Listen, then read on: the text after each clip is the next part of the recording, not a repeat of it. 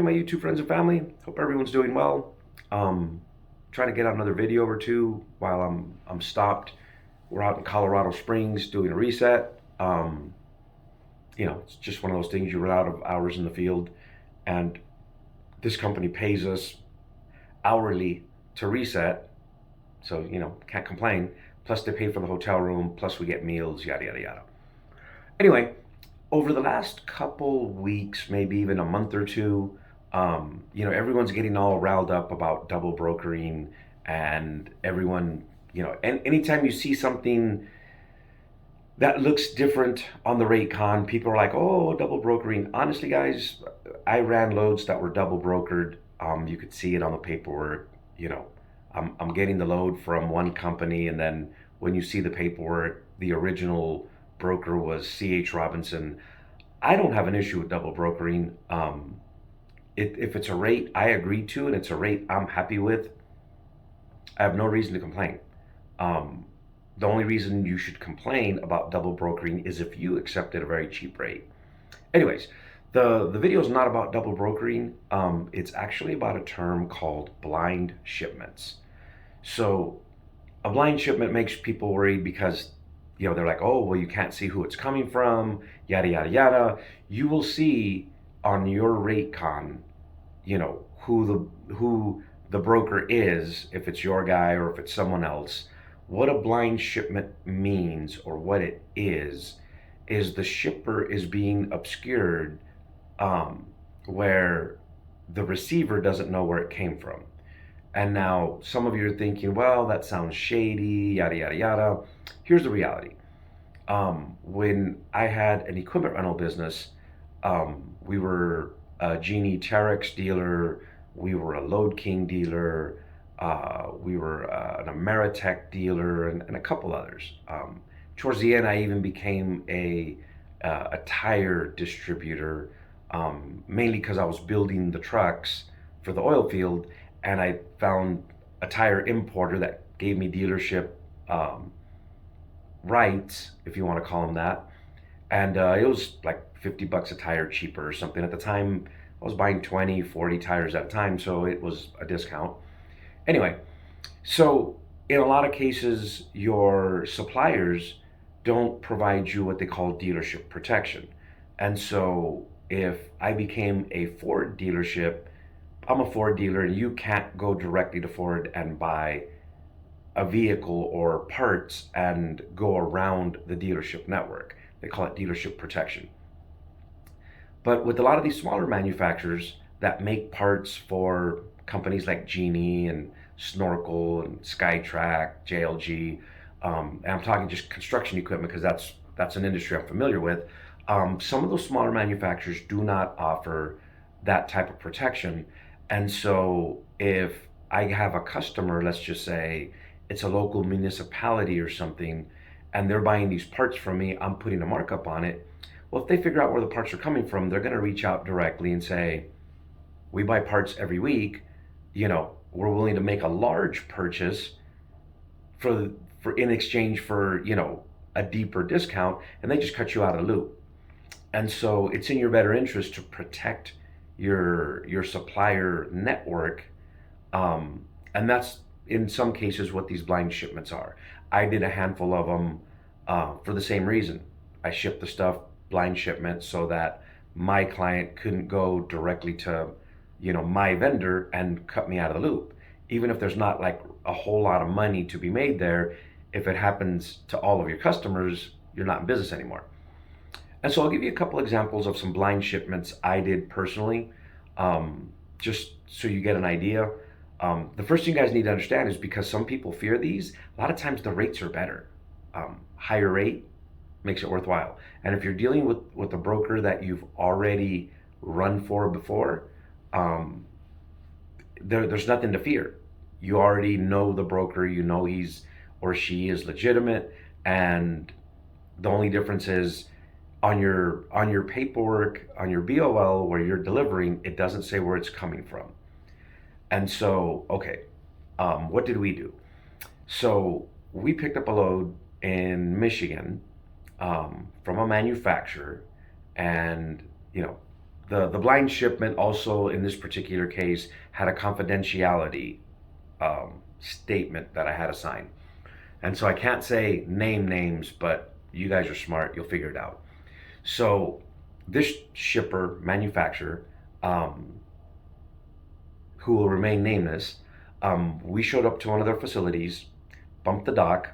We could not enter the facility. We could not take pictures. You could not pull out your cell phone. A whole bunch of things you couldn't do or say or ask. And if you asked, they would just ignore you. So, on the rate con, it stated that I needed to bring um, tire straps, and it stated that the equipment will be secured by them. There will be blocking and strapping of the equipment, and it will be done by them, which made me a little nervous. You trust somebody else to secure your load, right? But anyways, as I pulled away from the dock and I went to close the door, I kind of peeked my head in there, which it's my job to make sure it's secured, right? And it was very well done. The tires were all blocked. They basically nailed into the bed like wheel chocks so it couldn't move, and then they put tire straps on everything. And so by me mentioning tires, I'm sure by now you're putting together, you know, what the product was. And so I hauled three of these units, very, very light loads. These units are small, two-door. I'm sure you're getting the idea. So I hauled this particular load about 1,300 miles to a dismantler. And the dismantler said, yeah, there's a broker that we work with where we get these, and one manufacturer buys another manufacturer's product, and then they kind of torture test them and beat the crud out of them, and then they sell them off, but they don't want anybody to know they've been doing this. And so for me, it was over $5 a mile for 1,300 miles. Very light. I want to say it was like under 15,000 pounds, if I remember right. And so I went to this other facility where they pulled everything out, and you know they don't know who it's coming from, but they know what the deal is. And for me, it was just a good paying load, and I couldn't tell anybody what I was hauling, where I was going to, yada yada yada. Although there was a lot of information on the BOL, what the units were, yada yada yada. And so if you get pulled over by DOT, you can tell them where you're coming from and where you're going. And then they can see on the BOL what's on board, and they do list the VIN numbers on board. There's another hint. And it was a very good paying load, and a lot of people are afraid of these, and even the broker that gave us the load was like, yeah, if you don't mind these, Miguel, they come up 3-4 times a year where we get these, and a lot of people are afraid of them because it's a blind shipment and they don't understand what it is. So don't fear a blind shipment just because you think it's a double broker or anything like that. If it's a broker you're familiar with and you're comfortable with, it's going to be some good money. Another blind shipment we did from another manufacturer. This one makes off-road vehicles. We picked up from their factory 3 brand new units, beautiful, brand new. They were like pre-production, next generation kind of stuff.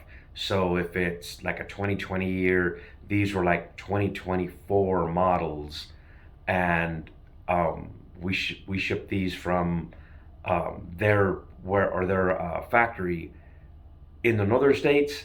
We shipped it down to a place in South Texas that was like a big old proving ground that also belonged to them. That one wasn't a blind shipment, but it was a confidentiality scenario where we couldn't take pictures, we couldn't anything. That one also paid very, very well. And another, we couldn't touch it, they secured it, that kind of thing. And so these types of loads, guys, pay really, really well. I don't know how many of them are still out there. The broker that we were dealing with was kind of a larger broker that also had assets. So I'm pretty sure now that things slowed down, they're probably doing those loads themselves. At least I would. That'd be the smart thing to do. But I didn't have a problem with blind shipments. It seems like on some of the Facebook groups, people are afraid of them. Oh, it's double brokered, blah blah blah. If it pays good and it's a broker you know, have at it. Go make that money. Like I said, you'll probably be handed another document aside from the fact that it's a blind shipment, for confidentiality, which means you can't tell people what you're hauling, where you're hauling it to, yada yada yada. You can't take pictures. I had I had mounted a little camera inside the trailer, just to keep an eye on the loads as I was running. And before I bumped the dock, I went up there and took it down. And the little person that was watching me back up, he's like, "What's that?" And I'm like, "Oh, it's a camera that's wired into my radio, and I can watch the load." He's like, "Oh." He's like, "Why are you taking it off?" And I'm like, "Well, because of your guys' confidentiality. I don't want you to think I'm taking pictures of it." He's like, "Ah, so good point." And he kind of shook his head. He goes, "I don't think they would have cared, but you're probably smart to do that."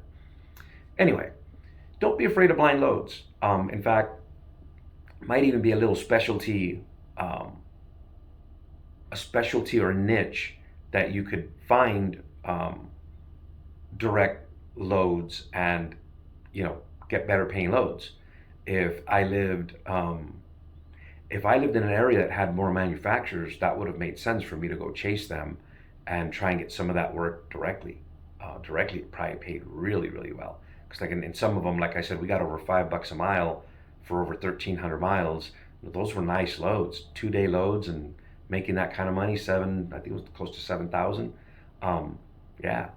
Anyways, guys, that's it for this video. Blind shipment. Don't be afraid of them. Just make sure you trust the broker, and you should be fine.